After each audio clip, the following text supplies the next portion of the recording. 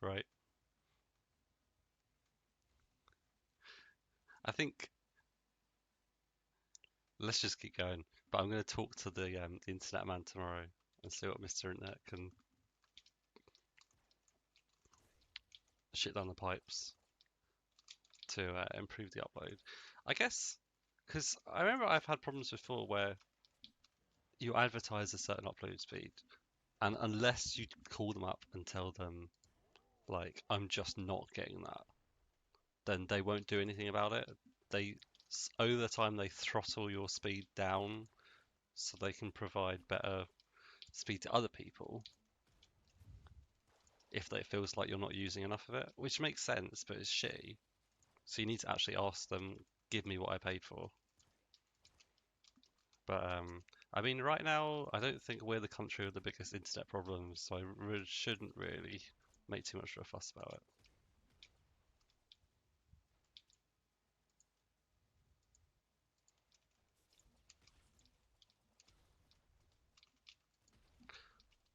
I don't, I never feel like I'm ever that improving that much with horror.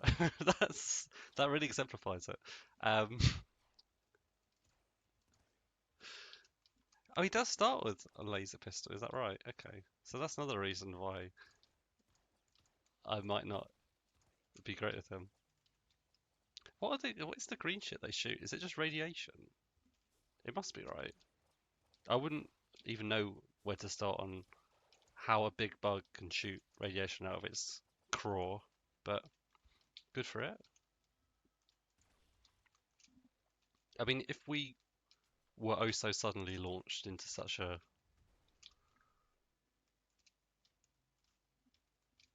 situation, I wouldn't really know what to do. If we landed into a post-apocalyptic universe, it'd be great for a lot of people. A lot of people would love it. Um, they do really well. They'd probably be that much of an arsehole to do well in an apocalyptic landscape because some people are okay with screwing other people over. But I'd hope to say that I would only screw people over a little bit, like take a few of their beans and not the entire full English breakfast. But as for how we do in a world where scorpions can shoot mutated acid straight out of their mouths, I'm fine with things like zombies running into your house because you can touch them. You can actually force them over your way with your hands. You could whack them with a pan or something. But the idea of you just walking around and out of nowhere, some kind of goo flies up and empties your face of all skin, I'm not looking forward to. And I do feel sometimes we actually may get the apocalyptic future we all dream of. I really, really hope not. I hope that we've all kind of probably move to another planet by then. But you know, because they're not really treating the Earth that well. But a lot of people are starting to realize maybe we should kind of clean house. Oh, oh, oh, oh, oh. And that's nice. People are being raised to be more responsible of the environment, and that's pretty lovely. But other people from other generations weren't raised into that, and that's fair enough. But then you've got the people between who have got the choice to change or the choice not to change. Remember, death is a form of change, so you've just experienced some of that for yourself. Um, as we always know and are told about whenever there's a film or TV or any other piece of media where a tarot card is played and it's death, and they always say, "Oh, it's not explicitly death, the death card. It represents change." And then they place the tower down and they go, "Oh no, you're screwed." Because I think that's actually the bad one. I I need to read into that because it's really interesting, the whole tarot deck. We do have one right here, but it's something you kind of read while you're on the toilet and then forget about as soon as you've left the bathroom. Probably because your mind has been conditioned to actually forget everything you've done when you've been in the bathroom.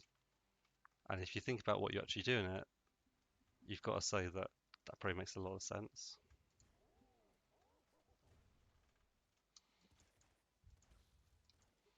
But where were we before that? I can't even remember. Apocalyptic like landscapes are always like fun to imagine and talk about. I don't know what it's very like nihilistic.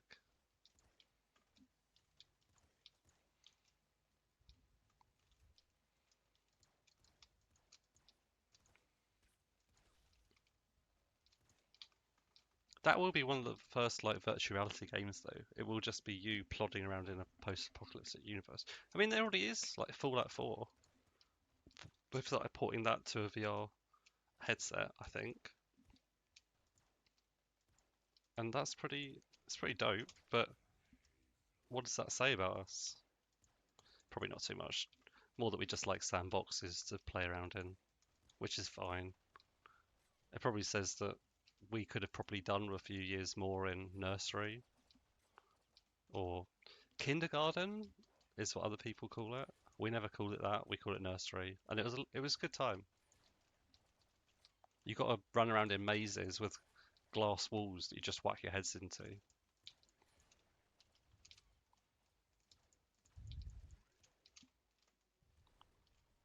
Oh, enjoy your tombstone, mites.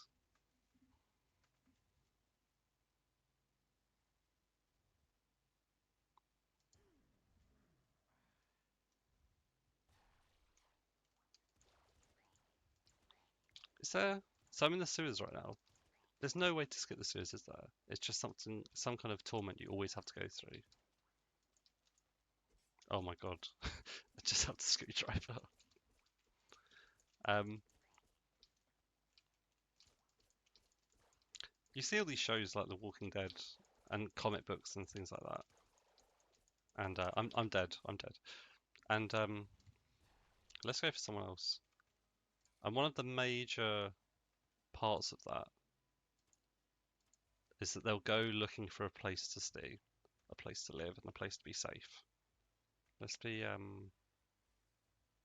Plant. Plant was like I was Plant the first few times when I was doing really well. You know when you get like the absolute beginner's luck and you make it way further into the game than you really deserve to, and then you don't get to see that that distance in the game for a long, long time. Um, yeah, so there's like a series in The Walking Dead where they go to a prison. There's one, I don't know. It goes on for so long. There's probably a series where they go to Valhalla. Um, and that's like I always thought a prison would be really good, but the thing is, if you go to a prison, who's going to be there? Zombie prisoners.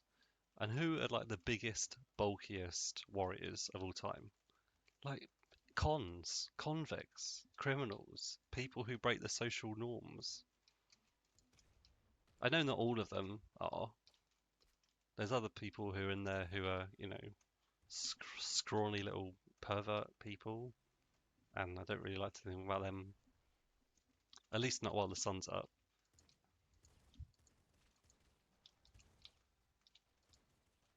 But some people in there are ripped.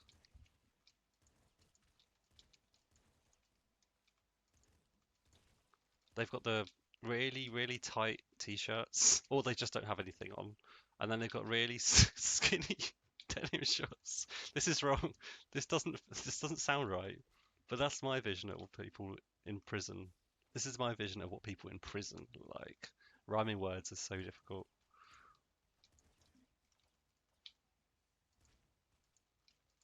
We're empty. So are you.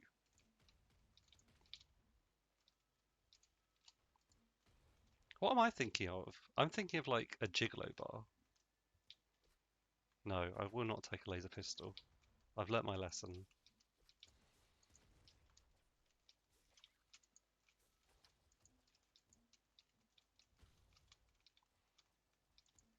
It's a sorry sight to say. Well, it's a sorry sight to say anything because you can't see it. But it's a sorry thing to say when your upload speed is good when it's just 38% drop frames. Just just saying, right?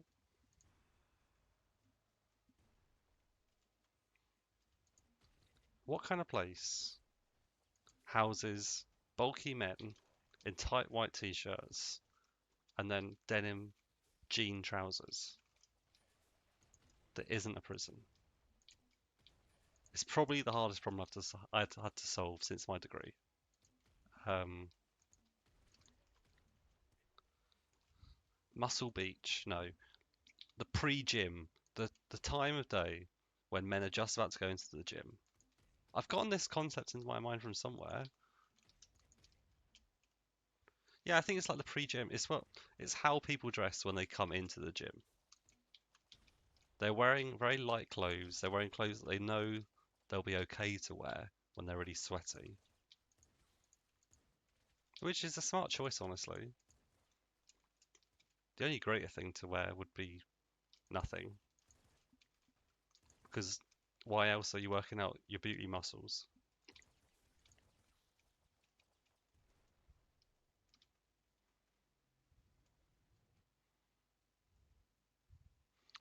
And that's another reason people might want to trade up for brains. Because what is the most beautiful muscle?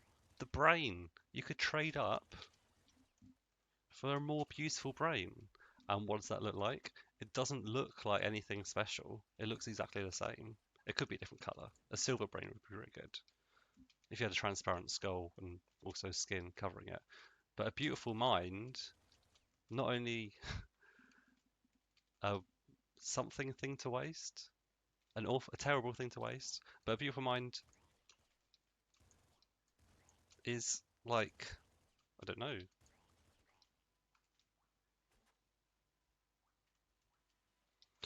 a combination of a strong spirit and cherished memories. You could buy memories. It's like when I got my phone and all the data on it was from a German guy called Luca.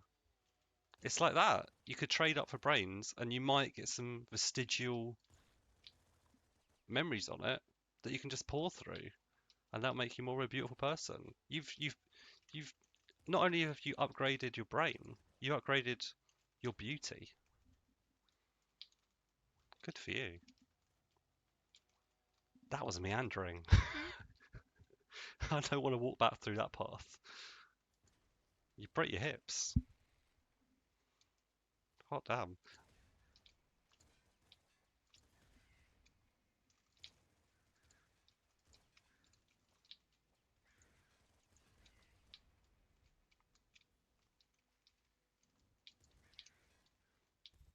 You could actually get this is another thing related to trading up body parts. You could actually technically get load-bearing hips, wide load-bearing hips, which is how all the cliched people would talk about ladies who are appeared to be good in future with childbirth.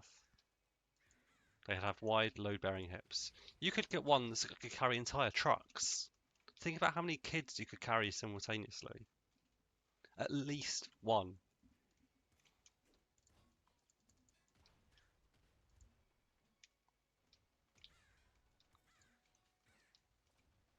There's so many possibilities in the future. I, but what's stopping you from just getting an entirely robotic body? It could be gleaming. It could be beautiful. I would definitely trade up my stupid stutter or whatever it is that stops me speaking incoherent sentences. I'm perfectly happy with that.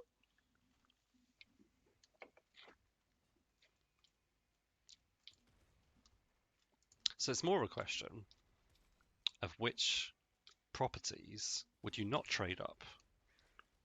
Would you keep when you turn the rest of your body into a robot? Or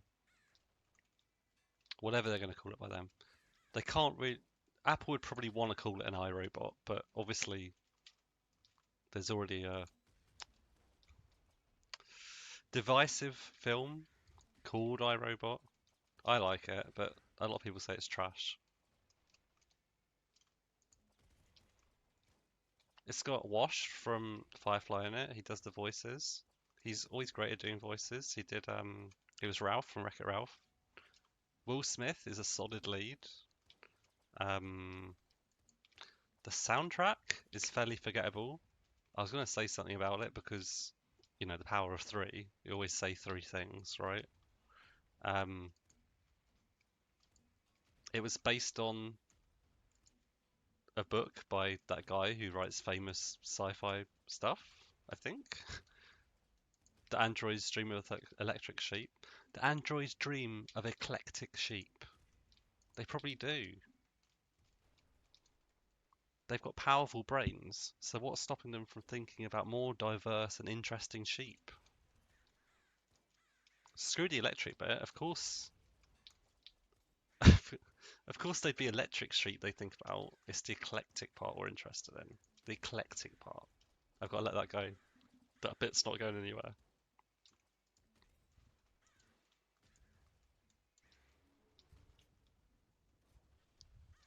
I actually haven't heard the music for some of these bosses. So getting to hear Big Dog's one is quite a surprise. He's got like a fanfare. Maybe they changed it. I don't remember it being like this.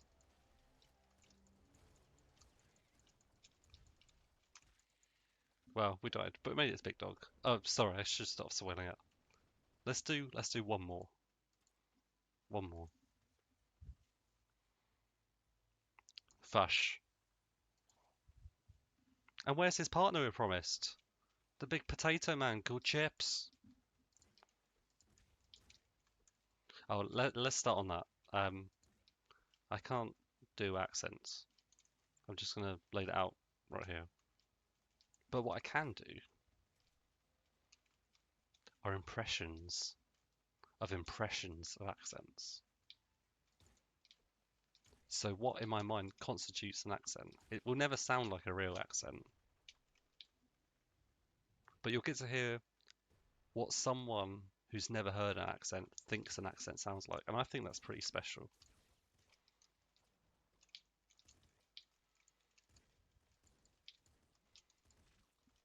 Hey, mates, I'm from Australia. Oh, you thought I was from the Caribbean? Oh, wrong.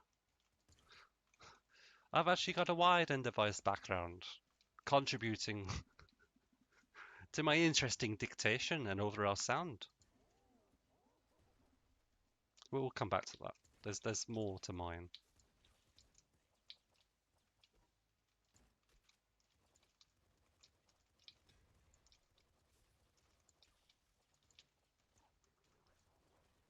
No, you can't kill this boy. He's a fish man. He's an evolutionary marvel. You'd never think a fish could hold a gun, but he did.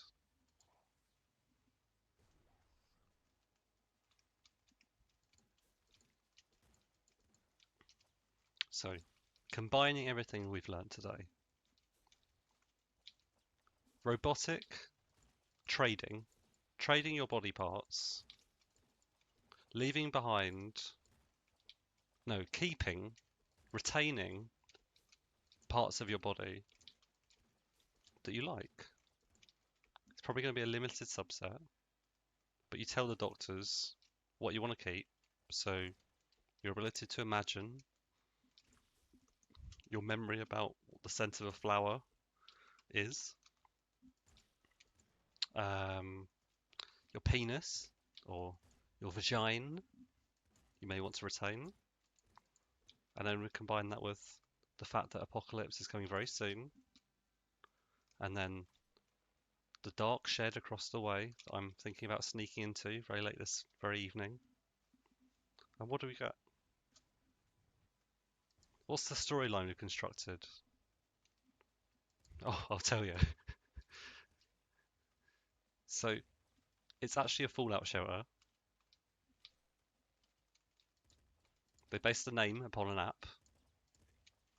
Um, Inside, all the builders who could well have been ex-convicts, because if you look at their bodies, they're similar to those of convicts. Um, yeah, I need a lot of erms here to contain all the thought. These guys are keeping their torsos, but changing the rest of their body into robots, or robots, you might call them, because they're planning to make the world end. I need to somehow join in the apocalypse here. I suppose just by like grey goo, they're just going to turn the entire landscape into grey goo by well, they're builders. That's close to being painters. They're just going to paint everything grey, and that will look like grey goo, and people will kill themselves because they think they will have thought that the grey goo, pardon me, that the grey goo is here, so they'll kill themselves. So it's not really grey goo. It's the idea of grey goo, which is, if I remember correctly, the idea that nanomachines exist and they are so efficient that they processed away our landscape into grey remains, or maybe they're the grey things. Would make sense.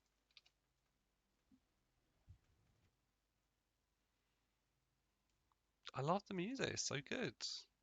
I love being almost in a western.